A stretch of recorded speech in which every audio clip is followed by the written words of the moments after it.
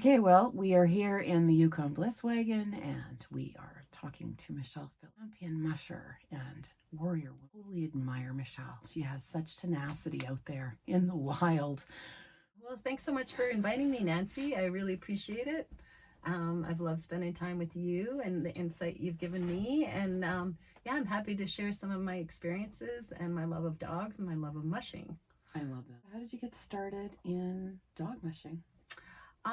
Well, many years ago, I moved to Tagish, and I used to hang out with Ed, my buddy.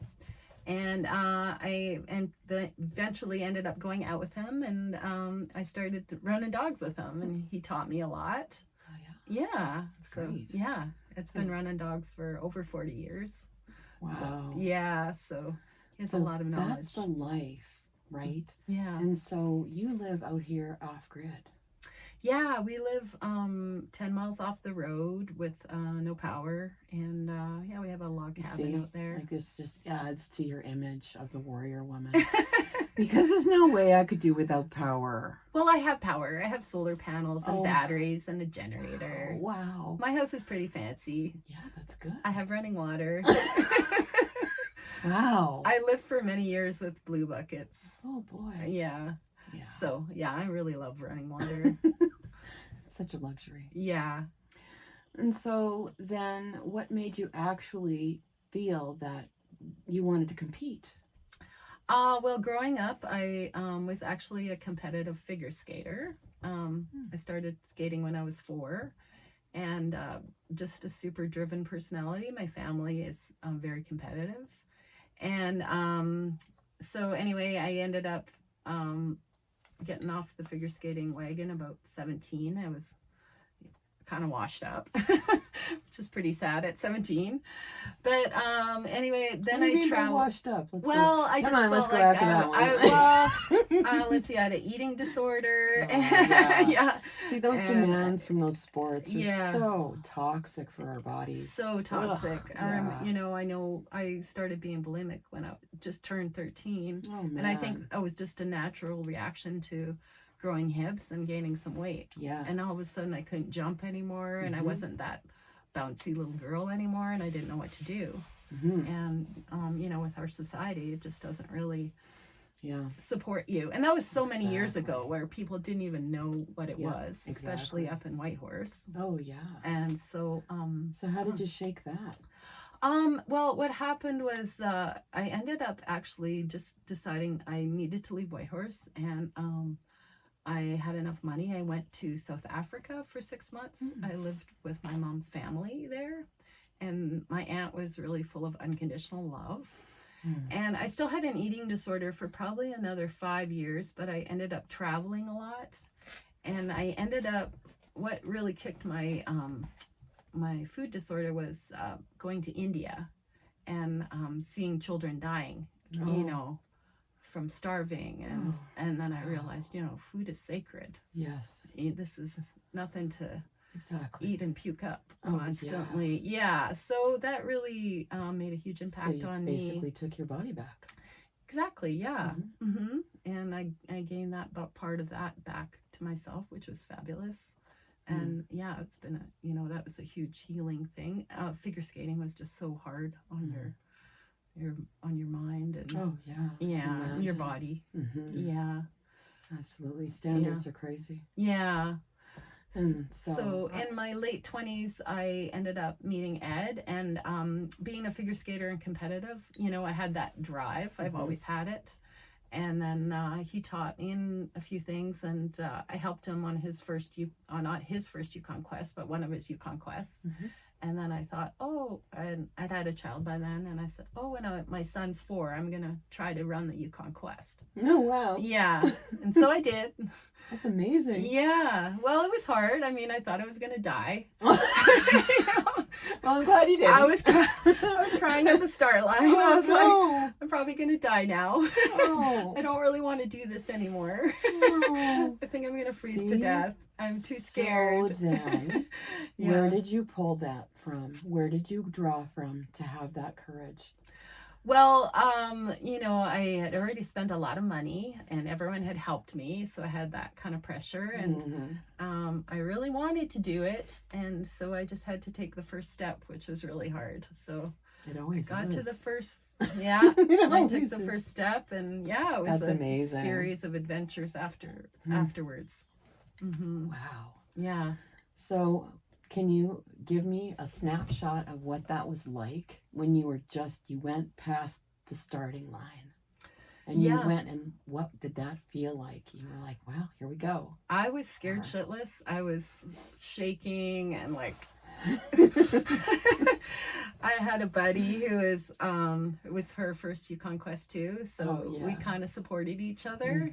She was a lovely lady. Her name was Agata. She lived in Dawson. They called that trauma bonding. I believe it. Okay. Yeah, I have some funny stories about her. But... I have friends from ages ago. I met on Frontline, and we trauma bonded, and we've been besties ever since. Yeah. You go through these things together as women. You never forget them. Yeah. Well, she was super supportive. I remember our first camp, we couldn't get to the first checkpoint, so we camped and really nervous, and then she camped near me, so we went and that's good. like supported each other. That's good. Yeah, no, she was great. Yeah. So what was the first time you had your biggest scare out there and you pushed through that? Well, that was a pretty traumatic race because I had dislocated my shoulder like in training before that. And then I left the first checkpoint and I fell and I did the little, when you just slam it in but it comes back. No. Okay. Yeah. And then I was so one of the big obstacles in the Yukon Quest is Eagle Summit. It's this really tall mountain you climb up, and then it's like a free fall on the way down. It's a free fall. It can be really scary because of the wind makes it so you can't really brake, and it's literally a free fall, and then you go over and then another downhill, another over and another downhill. Oh yeah. So I got to 101 and I was really, really worried because I didn't know if I could hang on to my sled. So the worst thing for a musher is to lose their sled because a dog can get really hurt. So you have to hang on regardless. But luckily this guy named Marcel, he's still mushing. He said, I'll go in front of you, Michelle. I have trapline dogs and they're easy to stop. So I'll make sure you get down there. So that was so sweet. Wow. So anyway, we went together. First one, we went over the hill and I wiped out. I was dragging, but they stopped when Marcel stopped and it was terrifying.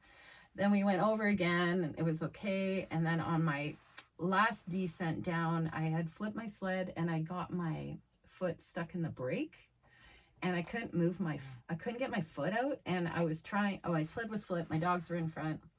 And then I looked to the side and a bunch of dogs started running by. And all of a sudden, wham, a sled hit me and I was pinned between two sleds. And I was like, holy shit. So somehow I got out, in one of those, when you're in that severe stress, you don't quite remember. Yeah. I ran up and I undid all their tug lines. That's the line that attaches to the gang line. So that's the one they pull from. So that they couldn't pull. Yeah. And then I looked and I saw a musher who'd lost his team coming down the hill. And so I basically stopped his sled with my back.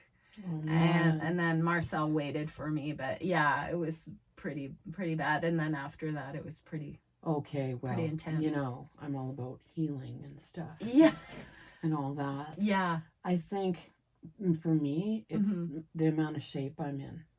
If I'm in good muscular condition and just living the life out here, wood cutting and getting the water and whatever, I seem to have less injury. So True. Is that how you prevented yourself from having injuries too? And then how did you heal them? Yeah, I agree. I think being in good shape is really key. Hydrating well. Just staying in good muscular shape. Myself, I use a lot of alternate healing methods. That has worked really well for me as well. So I focus on that. What's your go-to? Lately, it's been homeopathic remedies. So when you say homeopathic, a lot of people are like, okay, well, I don't know what that is. It's something natural. I'm not sure. A lot of people are still. Yeah, people don't really understand homeopathics because it's not so mainstream, and so they really tried to squish homeopathics because they can't make a lot of money off of it. Yeah. So it's based. The man who came up with was Samuel, I think Hahnemann or something like that. And what he found was it's the law of similars. If you take a lot of something and that creates like that symptom you're having, say you're having a fever. So if you take a lot of, for example, belladonna, and that would give you these super high fevers and all this other things. So what he found is if you take the belladonna and then you basically, they succuss it down different levels until you almost get the vibration of the plant. And then you take that internally, and that makes your body's natural ability to fight what you're experiencing. And then they pair it like a good homeopath pairs that remedy with your emotional symptoms, because every sickness has emotional component to it. Dis-ease within the body. Exactly. They refer to it. And for my diabetes, I had type 2 diabetes, and it started in 2016. And for me, it's living out in nature and honestly, stress. just the health and getting away from stress, minimizing as much of that stuff in the world that's going on.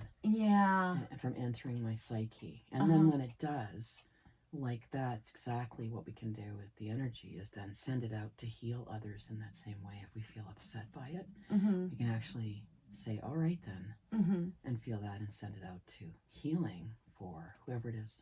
Right. And so it's energy. People don't believe in it. Energy medicine. Which is strange. I really want them to. I really do. Because, boy, it's going to change everything. And then I think what people can't really debate is, okay, within myself, you can, within humans, but when you work with animals and you use that type of medicine on animals, and you see it in, especially when, like myself, I have 75 dogs, I can see it. And it's 75? Working. Yeah, I went up. A dog lover, for sure. Well, yeah. And so you can't debate it. Exactly. Yeah. Right. When you're like, I did this and that, and then bam, it works. Yeah. You know, because animals don't know the placebo effect. Humans have the placebo effect, but animals don't. I think especially with dogs, feel like their whole purpose is to heal. And to help humans to have a real friend who's unconditional all the time. Probably why they don't live that long. They get drained. They absorb so much from us. Yeah. But I think that's what we really heal from. And then when you're healing your animals, you're healing yourself. Of course, because you're using source energy.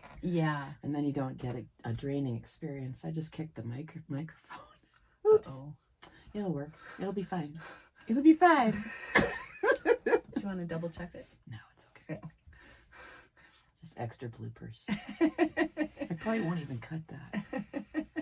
I won't even.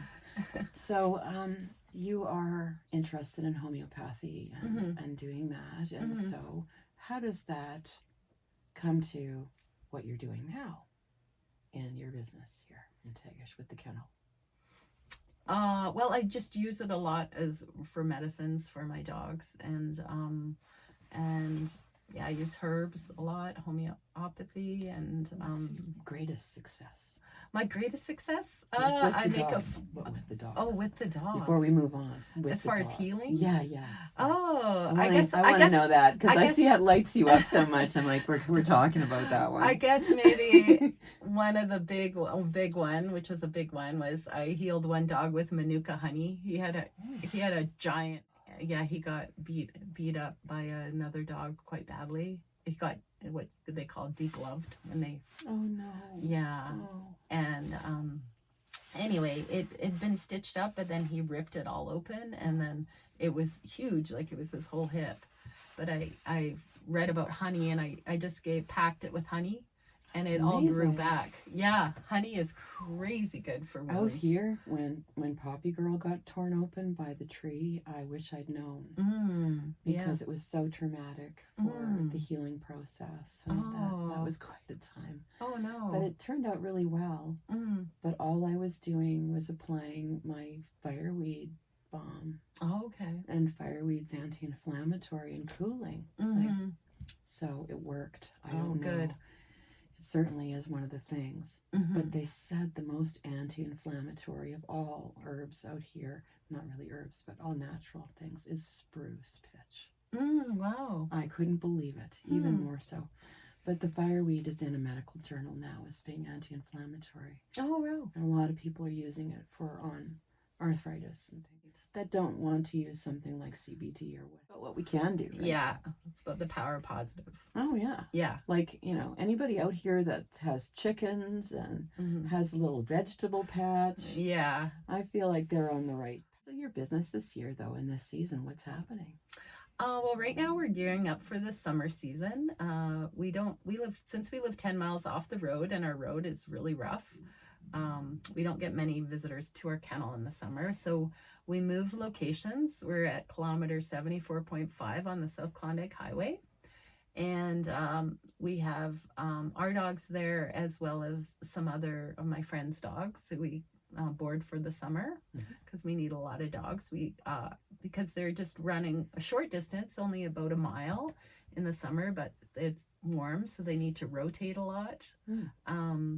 But they pull us side by side with people buy rides, and they pull them. And we also have a lot of puppies there, and my old timers go there to cuddle people, and my golden retrievers. Yeah, and we have a small gift shop. And so, yeah, we share our love of dog mushing. I often thought that in the big cities, they bring dogs in.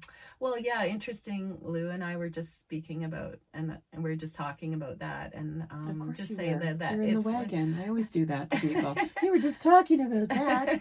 Yeah, but we're saying how people really need animals and nature nowadays. Yes. Oh, yeah. And that's such a draw, and people leave feeling so good inside because the power of animals and the power of nature. So those two together are a powerful combo. Oh, yeah. And everyone's so disconnected we all have our phones. We're becoming more and more disconnected because we can go online. We don't have to talk to each other. And yeah, we need that contact. We need that love. And so you said last year you had some different sprays and stuff and products that you were making. Yeah, you still do all that? Yeah, I make some hydrosols, so I make that out of natural plants. I make I don't know, let me think. I have a sage one, which is quite nice. Juniper, nettles. I make a hair one with nettles. What do nettles do for our hair? They really help. They're full of vitamins, and they help grow it, make it grow. And I mix that with rosemary. I'm all about the hair being an antenna. Because it's a real thing in so many cultures. Oh. And I honestly believe that energetically we can become far more intuitive if we take good care of our hair. Oh, interesting. I'd never heard that. It's like the rest of your body. It's an energetic antenna. So I want to keep it as chemical free. Definitely. So the hydrosols, that sounds complicated. It's actually really cool. I got this big copper kettle. It's a still. Oh, yeah. And you put the plants in there, and then you add water, and then the vapor comes up, goes through the coils, and then what's coming off the steam of the water, it's cold, and then it drops down.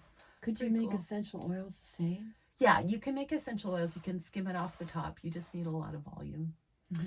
What I recently discovered... It's the byproduct of essential oils. Right. Yeah. Yeah. What I recently discovered was that willow has incredible pain relief properties. Yeah. Like aspirin.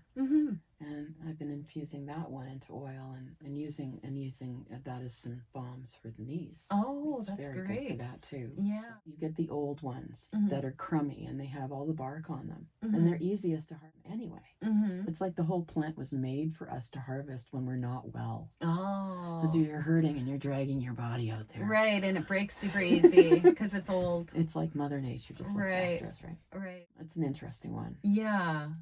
Huh. Yeah, you ought to try that one. Oh, yeah. I'll have to try that one. That's smart. The only place we can come and talk about herbal remedies. Right? Yeah. Well, and I mean, I'm glad that Aroma Borealis still runs her workshops. Yeah, she's wonderful. I would love to have more of that. And, yeah. I'm going to hopefully have Atlin Herbery on as well. Oh, cool. Because that's so much knowledge to share. Yeah, definitely. If I had maybe, you could come back and you guys could talk shop. Yeah. Because you know so much. Well, I know a little bit of a lot of things. Well, that's how we learn. A little bit of a lot of things. That's pretty modest. Yeah. And I'm like, you know how to slam your shoulder back into the joint. No, it did that by itself. Oh my God. Yeah. So I shouldn't say, oh my God. It just shocks me. I'm like, wow, that's crazy. I thought I was tough. I really thought I was tough. I'm not that tough, apparently. But, oh, you would do that's it in the same gotta way. hurt, man. That's gotta be. Yeah, it definitely hurt. Mm-hmm. It was dark. It was like probably 35 below. All the best stories are there. It was dark. There was like a strong 14-dog team going super fast, and yeah, more than just the shoulder. I yeah, it suppose, was like to be the trail like about. that. Adrenaline's great. Yeah, because you can get injured and not even know. Yeah, and the power of it. Yeah. Exactly. Mm-hmm. It's huge. Just when you rip the doors off cars and things. Yeah. Right? Jump out burning buildings. Crazy mother love. Yeah. That's about 10 times as powerful as that one is. Yeah. Yeah, I just wanted to talk about my summer business. That I want to just bring up the fact that my trading partners in Skagway are super important to me, and how important it is, I think, to disregard some of the narrative that's being given out there. And let's just remember we're all human and we all need to work together, because I've worked with many of these people for many, many, many years, and we're all just trying to get by and make a living. Exactly. And share our love of our land and our love of animals. So let's make that a focus. So it's really difficult to keep working if you're not happy. Really difficult, yeah. And if people are hanging on to messages that they're getting from either memes or media or whatever, I don't know. I think that it creates more stress within their bodies, within their minds, than is necessary. And over the long run, could probably make them sick. And that they need to be more piecing out and neutral in their views, or else really be swayed too far one way. And then really it does take an extremist view, in a way, even in the body, because there'll be a stress response and a change in vibe. And then they find they have less good fortune, less good luck. I really just think it's a better way to go when you just approach it like a team and handle it positively. Makes sense. Yeah. So we're all vibrations. Exactly. Let's make our vibration higher. Exactly. Totally. So anyway, thank you very much for coming thank on my you podcast. for inviting me, Nancy. It's been a lot of fun. Thank you. Yeah, it's been great. I look forward to seeing this episode and look forward to following you and I knew you were a seeing good who else choice. you're going to have. You inspired the heck out of me. Awesome. Yeah. That makes me feel I'm always good. Thanks for cheering, sharing man. that. Nice to hear. All right. Thanks, Michelle.